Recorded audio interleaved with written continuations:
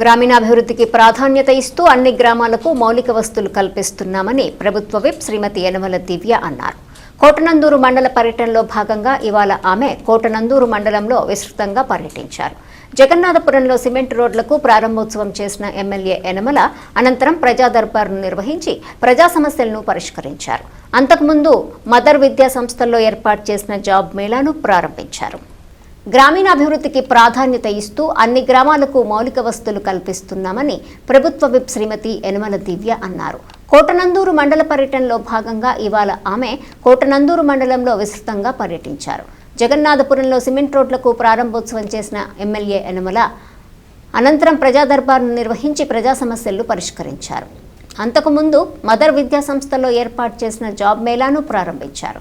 మండల పర్యటనలో భాగంగా సీనియర్ నేత యనమల రాజేష్తో కలిసి జగన్నాథపురం వచ్చిన ఎమ్మెల్యే యనమల దివ్యకు కూటమి శ్రేణులు ఘన స్వాగతం పలికారు. అనంతరం అబ్జర్వేటర్ చప్పిడి వెంకటేశ్వరరావు, సీనియర్ నేత గాడి రాజబాబు, మండల టీడీపీ అధ్యక్షుడు Pothala Suribabu, market committee chairman Ankamreddy Ramesh, doctor Velaga Venkata Krishnarao, Dantuluri Chiranjeevi, Raju, గ్రామ అధ్యక్షుడు ఎర్రాచిన సత్యనారాయణ, స్థానిక నాయకులతో కలిసి ఎమ్మెల్యే యనమల దివ్య సిమెంట్ రోడ్డును ప్రారంభించారు.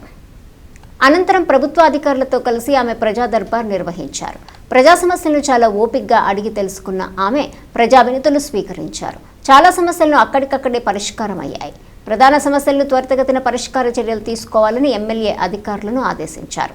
గ్రామ పార్టీ అధ్యక్షుడు ఎర్రాచిన సత్యనారాయణ ఆధ్వర్యంలో జరిగిన ఈ కార్యక్రమంలో గుడివాడ అప్పలనాయుడు, గొర్లి రాజు, మాతిరెడ్డి భాస్కర్రావు, భీమిరెడ్డి లోమరాజు, గుడివాడ వెంకటేష్, మాతిరెడ్డి బాబులు, భీమిరెడ్డి తాతబ్బాయి, మాతిరెడ్డి నారాయణమూర్తి, ఎర్రా కృష్ణ, గుడివాడ గోవిందు, గుడివాడ శ్రీను, మాతిరెడ్డి గోవిందు, గొర్లి శ్రీను, ఫీల్డ్ అసిస్టెంట్ గుడివాడ రాజు, మండల నాయకులు వాసం నాగేశ్వరరావు, సామినీడి కృష్ణార్జున, మేడపరెడ్డి జోగిబాబు, బోడపాటి సత్యనారాయణ, పల్లా వెంకట కిషోర్ తదితరులు పాల్గొన్నారు.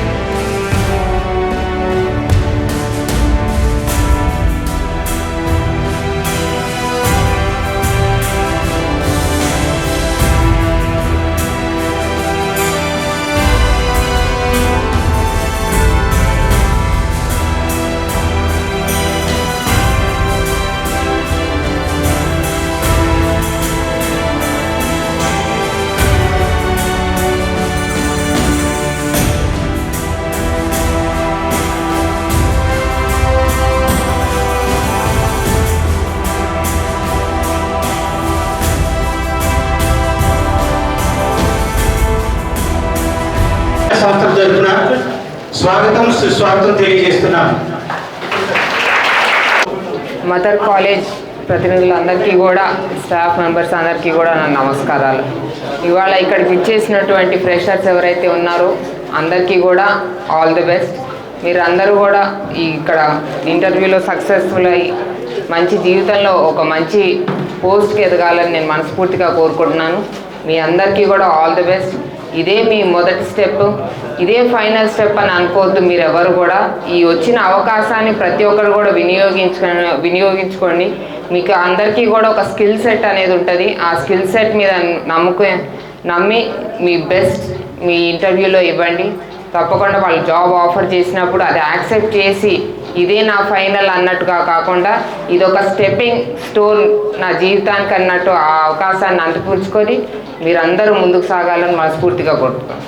మీ అందరికీ కూడా మరొకసారి ఆల్ ది బెస్ట్. మీ అందరికీ కూడా థ్యాంక్ యూ. జగన్నాథపురం గ్రామస్తులకు, గ్రామ పెద్దలకు, అలాగే మా కూటమి నాయకులు, కార్యకర్తలు, మా అబ్జర్వర్ గారికి అందరికీ కూడా నా నమస్కారాలు. జగన్నాథపురం అంటే మాకెంతో ప్రత్యేకమైన గ్రామం.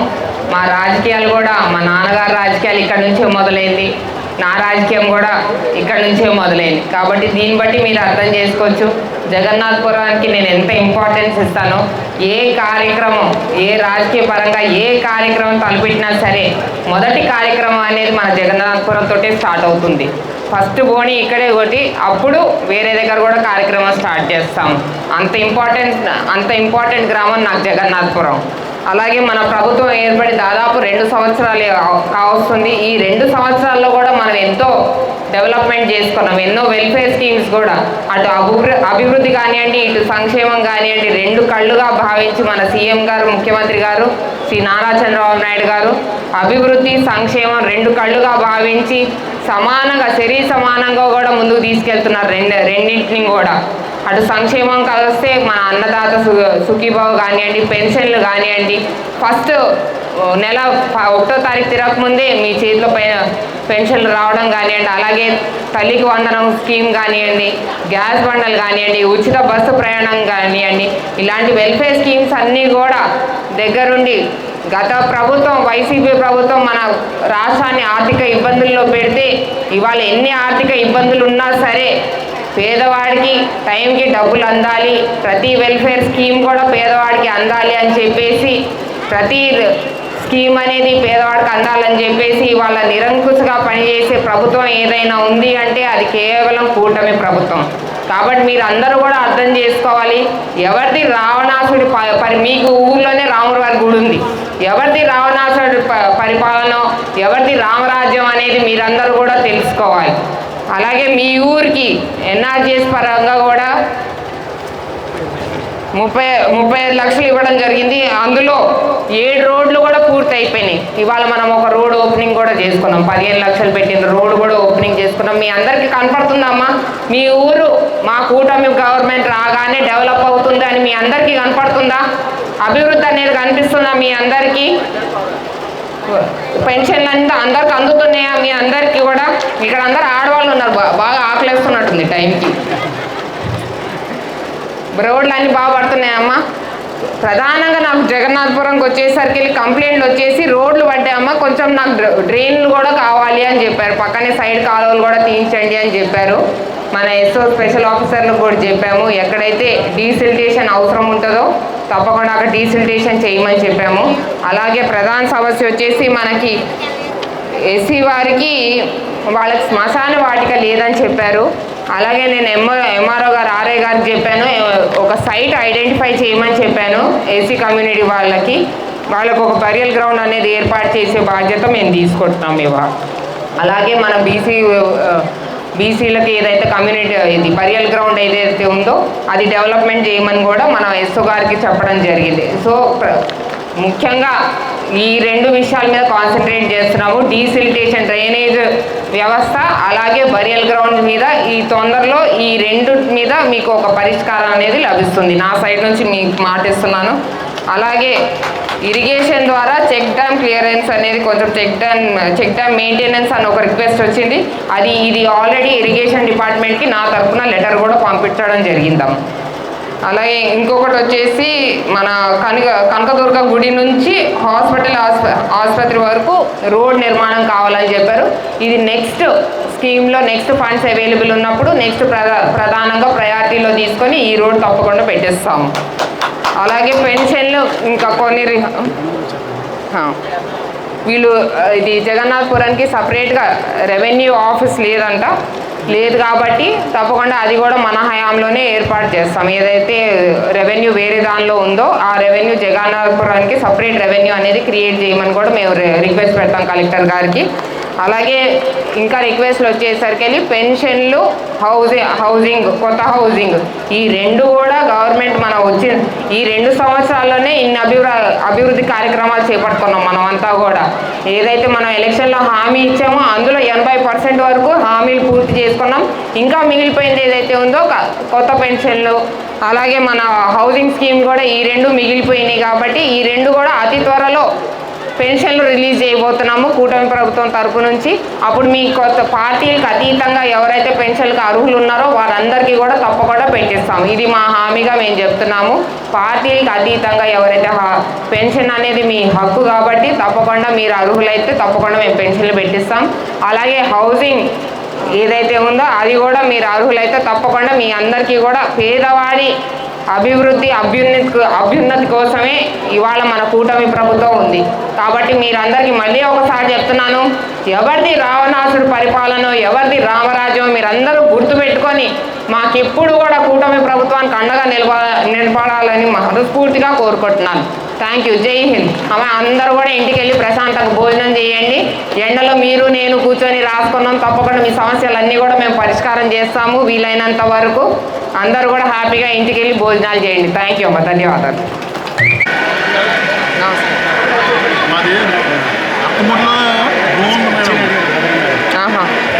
అయితే మా భూమి వేరే వాళ్ళకి వెళ్ళిపోయింది, వేరే వాళ్ళ భూమి మాకు పడింది. రీసర్వే అయ్యిందా? మరి రీసర్వే మాకు ఇన్ఫర్మేషన్ లేదు. అప్పుడిప్పుడు గవర్నమెంట్లో అయిందట. చేయలేదు. ఇప్పుడు మళ్ళీ ఇప్పుడు ఆ గవర్నమెంట్లో చేసిన రీసర్వే మళ్ళీ ఇక్కడ చేయట్లేదా? మనకి చేస్తున్నారు కదా మళ్ళీ. మా గ్రామం జైనాపురం చేసేస్తాం మేడం. అయితే అట్టమూరు గ్రామంలో రీసర్వే నేను అడిగాను, ఇంకా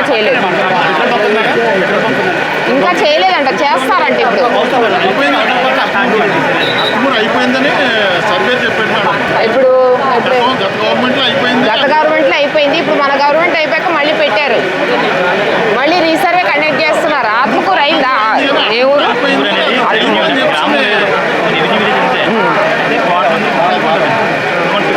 ఇప్పుడు మన గవర్నమెంట్లో రీసర్వే అవుతుంది కదా, అది అయ్యిందా ఇప్పుడు? ఇంకా లేదు. ఆ విషయం చెప్పండి ఆయనకి చెప్పండి ఆ విషయం. రీసర్వే అవ్వలేదు కదా, అయిపోయిందని చెప్పి సర్వే అన్నది గతంలో అయిపోయిందట. ఇప్పుడు చేయలేదు. ఇప్పుడు అయినా ఉన్నారంటే మళ్ళీ అప్లికేషన్ పెట్టింది. అప్లికేషన్ రాసిన డబ్బులు ఇచ్చి రీసర్వే చేయించుకున్నాను మేడం. సర్వే ఇప్పుడు మొన్న రీసర్వే చేసుకున్నాడట ఆయన, సొంతంగా చేసుకున్నాడు.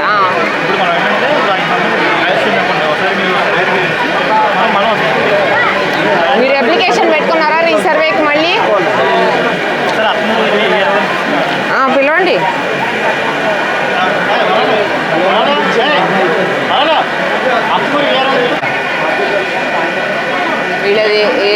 వీళ్ళది ఏ పంచాయతీ కిందకు వస్తుంది? అత్తమూరు జగన్నాథపురం పంచాయతీనా? రెవెన్యూ వేరు. ఆర్ఎన్ రమ్మన్ అమ్మ. వీళ్ళు రీసర్వేకి అప్లికేషన్ పెట్టుకున్నారు ఆల్రెడీ. వీళ్ళ ల్యాండ్ ఎవరైతే కబ్జా చేశారో వాళ్ళు రీసర్వే అయిపోయింది మొన్ననే. వీళ్ళు దానికి అగెయిన్స్ట్గా మళ్ళీ రీసర్వే పెట్టుకుంటున్నారు. సో వీళ్ళ తరఫున కూడా సర్వే చేయండి. చేస్తాను మేడం. ఏదైనా మండల సర్వే గారికి ఇచ్చి చేస్తాం, సర్వే చేస్తాం. మళ్ళీ చేస్తారంట. మీరు అప్లికేషన్ సబ్మిట్ చేశారా? చేసాం. సర్వేలు కూడా వచ్చాడండి. వచ్చి ఎంఆర్ఓ నేను మాట్లాడి నేను వస్తానని చెప్తున్నాను. రాలేదు. ఇప్పుడు రీసర్వే కండక్ట్ చేసేటప్పుడు వాళ్ళ ల్యాండ్ వాళ్ళని పిలవాలా మీరు? ఈయన నోటీస్లో లేదంట. నాకు అసలు ఇన్ఫర్మేషన్ లేదు మీరు రీసర్వే చేసినట్టు. ఎప్పుడు గత గవర్నమెంట్లో కాదు, ఇప్పుడు మొన్న. ఇప్పుడు అవ్వలేదు. మరి ఇప్పుడే అయింది అన్నారు కదా. అవతల ల్యాండ్ వాళ్ళు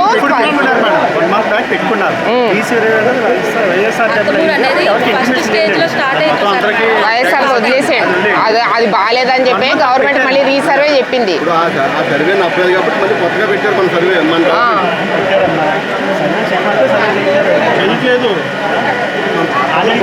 అత్తమూరు రీసర్వే స్టార్ట్ అయిందమ్మా. అత్తమూరు ఆల్రెడీ రీసర్వే అయిపోయింది మేడం. ప్రెసెంట్ జగన్నాథపురం రీసర్వే అయిపోయిందా?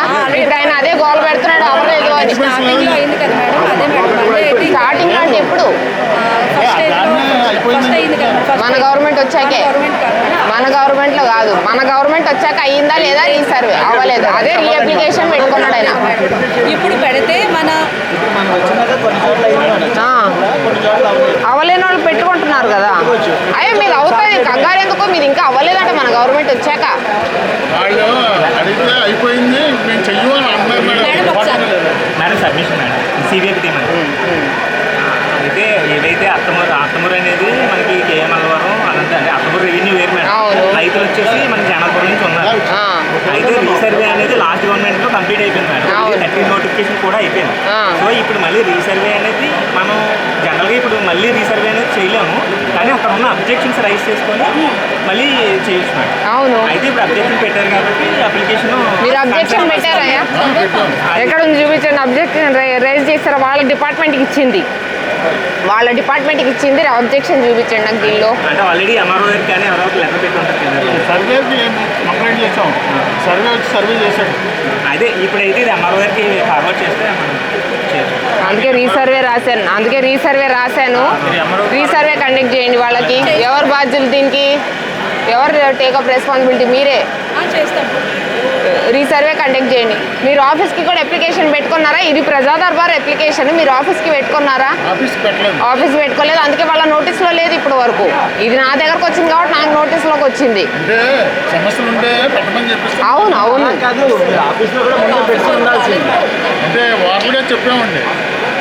ఓవరాల్ కాదు, రిటర్న్ ఫామ్ ఏదైనా. నేను అదే అడుగుతున్నా. సో మీరు ఇప్పుడు పెట్టారు కాబట్టి వీళ్ళు ఇప్పుడు సబ్మిట్ చేస్తారు. ఏదైనా జాబ్ తింటారేమని చూస్తున్నాను. మాకు 2 సార్లు తిరిగారండి. చేసిందండి. జాబ్ మేళకి ఎందుకు రాలేదు?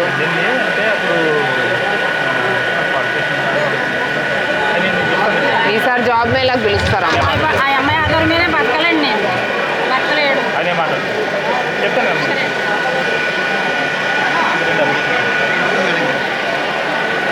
పంచాయతీ సమస్య మొత్తం రెవెన్యూ లేదు మేడం మా ఊరికి. అవును చెప్పాను, ఫస్ట్ సమస్య అదే. ఫస్ట్ సమస్య అదే చెప్పారు. సమస్య కదా మేడం, నేను చెప్పింది ప్రధాన సమస్య మేడం. రెవెన్యూ అవును. నెక్స్ట్ తర్వాత సొంతం నుంచి ఆన్లైన్ రిపోర్ట్ ఇచ్చినా సరే నాకు ఆన్లైన్ అవ్వలేదు. అన్నీ తేడా, అన్నీ తప్పులు చేసేయడం ఎంఆర్ ఆఫీస్లోనే. మళ్ళీ తప్పులు చేసి నాకు ల్యాండ్ తక్కువగా ఇవ్వడం. నేను ల్యాండ్ అమ్ముకొని 2 years అయ్యింది, ఇప్పటికీ ఆన్లైన్ అవ్వలేదు, రిజిస్ట్రేషన్ అవ్వలేదు. ల్యాండ్ అమ్మేసుకున్నాను, రిజిస్ట్రేషన్ అవ్వక ఆన్లైన్లో లేక నేను ఇబ్బంది పడ్డాను. కొనుక్కున్నారు, అమ్మడం ఏంటి? నేను ల్యాండ్ అమ్ముకున్నానండి, రిజిస్ట్రేషన్ చేయలేకుండా డబ్బులు నాకు రాలేదు. పొలం ఆర్ట్ చేసుకున్నా డబ్బులు నా దగ్గర నెల 5,000 లాస్. ఇదే కాదు మనం ఈ తర్వాత సర్వే ఇచ్చిన తర్వాత ఏం చేయాలన్నా ఇండుపల్లి రీసర్వే అయిపోయింది కదా.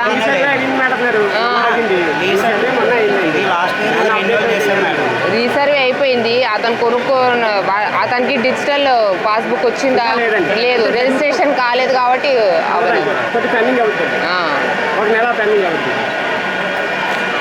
ఇప్పుడు రిజిస్ట్రేషన్ ఏదో తప్పులు ఉన్నాయంట. రిజిస్ట్రేషన్ మరి మీరు మీ వాళ్ళందరూ అమ్మినట్టు పెట్టాలి కదా, అందుకే రిజిస్ట్రేషన్ అక్కడ ఆగిందేమో. 2 సంవత్సరాల నుంచి ఊరు అవతల కాలనీ ఉంది వీళ్ళకి. అక్కడ అక్కడ కరెంట్ కావాలని అడుగుతున్నారు. వీళ్ళు ఆల్రెడీ లెటర్ సబ్మిట్ చేశారంట. ట్రాన్స్ఫార్మర్ మరి సబ్మిట్ చేశారా మీరు? వచ్చి చూస్తా అన్నారా? అవును, ఇప్పుడు మీరు పంచాయతీ తరఫున పోల్స్ ఎలా వేయగలుగుతారు? రెసిడెన్షియల్ అయితే వాళ్ళు కట్టుకోవాలి, పంచాయతీ పే చేస్తుంది కదా, అది ఇంత సర్టెన్ పీరియడ్ ఆఫ్ టైం ఉంటుంది కదా. 5 ఏళ్ల కన్నా ఎక్కువ ఉంటే పంచాయతీ పే చేస్తుంది వాళ్ళకి, లేకపోతే వాళ్ళే సొంతం చేసుకోవాలి.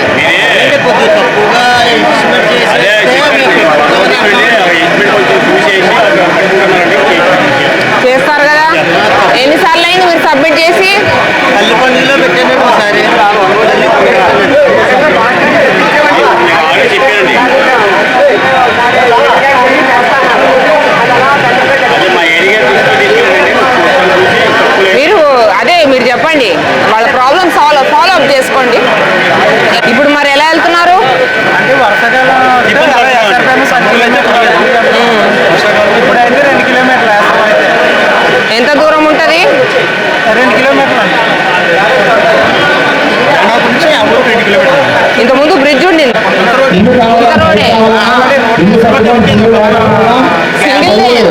కారు వెళ్తుంది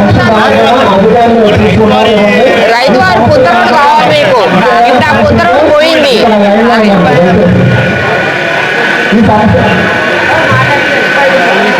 చాలా ఊరికి వెళ్ళిపోవచ్చండి రోడ్డు పడితే కానీ మెయిన్ గా రైతులు వాడుకుంటారు ఈ రోడ్డు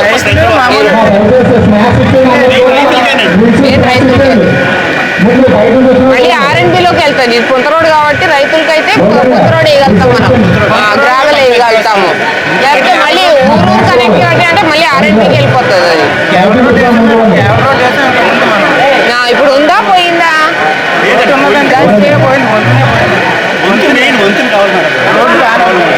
పుంత రోడ్ అవసరం లేదు బ్రిడ్జ్ కావాలి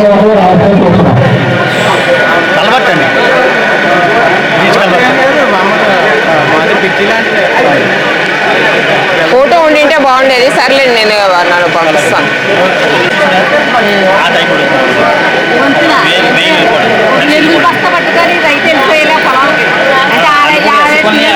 అవునవును మధ్యలో ఏరుందా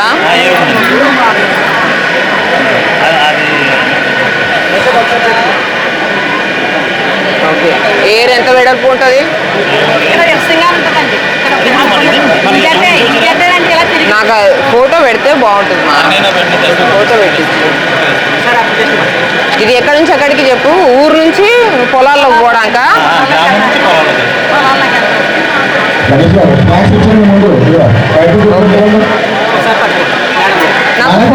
నాకు ఫోటో అటాచ్ చేసి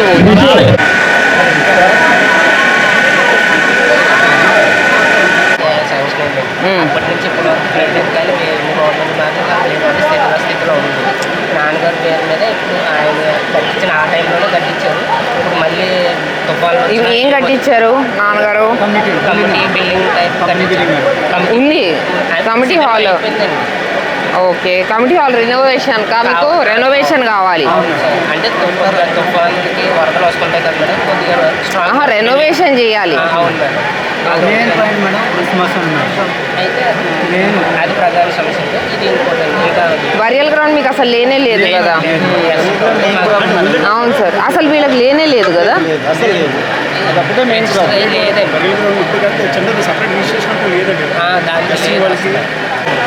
ఏమ్మా ఓకే చెప్పమ్మా మేడం గారు 2,000 మంది స్టేట్ వైడ్ ఉన్నాం మేడం గారు గోపాల్ మాత్రం ఓకే గత వైఎస్ఆర్ గవర్నమెంట్లో ఏహెచ్ఎల్ని తీసి సచివాలయాన్ని మాకు ఏమైనా అన్యాయం చేసింది వైఎస్ఆర్ గవర్నమెంట్ అప్పుడు 2020లో మన ఓకే మీ అందరి వాళ్ళందరి తరపున ఇస్తున్నారా రాజీ గారు రాలేను ఓకే ఓకే అయితే లోకేష్ గారు పాదయాత్రలో మేము కలిసామండి నేను ఫార్వర్డ్ చేస్తాలే మన తరపున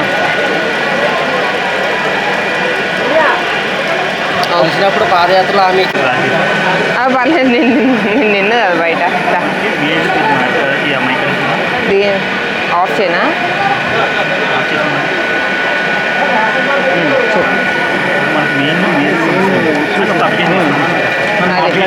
ఓకే ఓకే ఓకే ఇది రాసుకున్నాము ఎప్పుడు జరిగింది మొన్న అక్టోబర్ మరి సిఎంఆర్ఎఫ్ పెట్టుకోలేదా మీరు ఎందుకు అవ్వదన్నారు బిల్లులు తెచ్చుకోవాలి కదా మీరు ఎందుకు ఇవ్వరు అదేంటి ఏ హాస్పిటల్ మరి బిల్లులు లేనిది నేను సీఎం బిల్లులు లేనిది సిఎంఆర్ఎఫ్ ఎట్లా పెట్టిస్తాను బిల్లులు ఉంటే బాగుండేది బిల్లులు ఉంటే ఎంతమందికి ఇవ్వట్లేదు సిఎంఆర్ఎఫ్ ఇప్పుడు మీ ఊర్లోనే ఇచ్చుంటాను చాలా సిఎంఆర్ఎఫ్లో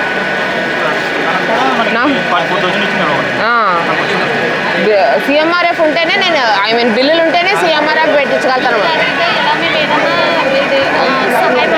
అప్పుడు నేను ఆఫీస్లోనే ఉన్నాను కదా మన ఆఫీస్ మన గవర్నమెంటే కదా అప్పుడు నాకు వెంటనే చెప్తే నేను మెడికవర్ వాళ్ళకి ఫోన్ చేసేదాన్ని కదా మీరు ఎందుకు బిల్లులు ఇవ్వట్లేదని అప్పుడు ఎందుకు చెప్పలేదు నాకు అవును ఒక మాట ఫోన్ చెప్పాలి కదా నాకు బిల్లులు ఇవ్వట్లేదు మేడం నాకు సిఎంఆర్ఎఫ్ పెట్టుకోవాలి నేను వీళ్ళు ఇవ్వట్లేదు బిల్లులు అంటే నేను వెంటనే పోయి మెడికవర్తో మాట్లాడతా కదా నువ్వు బిల్లులు నేను రిలీజ్ చేసుకోవాలి సిఎంఆర్ఎఫ్ అని చెప్పి నాకు ఇప్పుడు ఇంత టైం అయిపోయాక చెప్తే ఎట్లాగా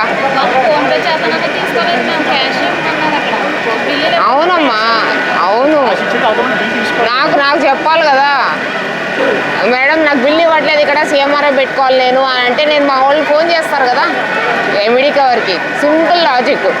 నేను ఫోన్ చేస్తుండే సీఎంఆర్ఐకి వచ్చే ఎంతమందికి ఇవ్వట్లేదు. నేను అసలు పార్టీకి అతీతంగా ఇస్తున్నా. ఎవరైనా సరే పేషెంట్ అయితే చాలు ఇచ్చేసేయాలి సీఎంఆర్ఐ పద్దే. అది కూడా అక్టోబర్లో నేను ఆఫీస్ ఎక్కాక. నేను మీకు అండగా ఉన్నది ఇందుకే. మీరు సొంతంగా చేసుకోవద్దు, నాకు చెప్పండి అని. మీకు ఏదైనా ప్రాబ్లం వస్తే ఎమ్మటే చెప్తే నేను ఎమ్మటే మెడికవర్కి మాట్లాడతాం. ఇప్పుడు మా బాబు ఉన్నాడు మెడికవర్లో, ఆయనకు మాట్లాడేమో ఇవాళ పొద్దున్న మాట్లాడుతుండే కదా మా వాళ్ళు అని చెప్పి. అదే అంటున్నాను నేను, బిల్లులు ఇవ్వలేదని చెప్పి. అదే ఇంకేదో ఒకటి చేయాలా, అదే ఏదో ఒకటి చేద్దాంలే. బట్ సీఎంఆర్ఎఫ్ అయితే ఇమీడియట్గా అయిపోయేది. బరియల్ గ్రౌండ్ కదా, శ్మశానం కదా. చెప్పారు పెడతారు, పెన్షన్ పెట్టేస్తారు.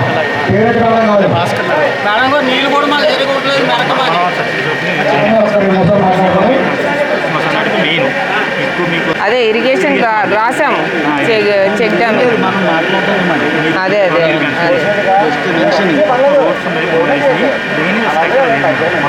నెక్స్ట్ ఎన్ఆర్ చేస్తే పెడతాం. ఇదేంటిది? నెక్స్ట్ టు డూ లిస్ట్లో ఉందా మీది? ఇందులో ఉందా? మొన్న ఇచ్చిన రిప్రజెంటేషన్లో ఉండే ఉంటుంది కదా.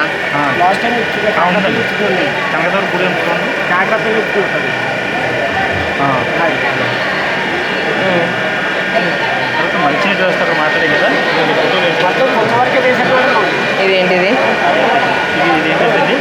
ఈ చెరువు కింద మనకి 300 ఎకరాలు ఈ మధు ఉంటుందండి. ఈ మధు ఉంటుంది, ఇది పూర్తి కుడిపోయింది. పూర్తి అసలు వాటర్ రావట్లేదు. ఇది ఏం చేస్తారంటే సాగునీటి అవసరమైన వల్ల అక్కడ హోల్డ్ చేసుకోవడం, వాటర్ పాయించుకోవడం, మళ్ళీ మట్టి కప్పుకోవడం. అదే ఇప్పుడు ఇక్కడే కదా డీసిల్టేషన్ అడిగింది, తాండవ కెనాల్ ఇది కాదా? The news sponsor by Vaira family restaurant, national highway, Tetagunta. నోరూరించే వంటకాలు, అసలైన మసాలా దమ్ముతో అదిరిపోయే నాన్ వెజ్ రుచులు మీకోసం. విచ్చేయండి Vaira family restaurant, national highway, Tetagunta, Tuni మండలం, కాకినాడ జిల్లా.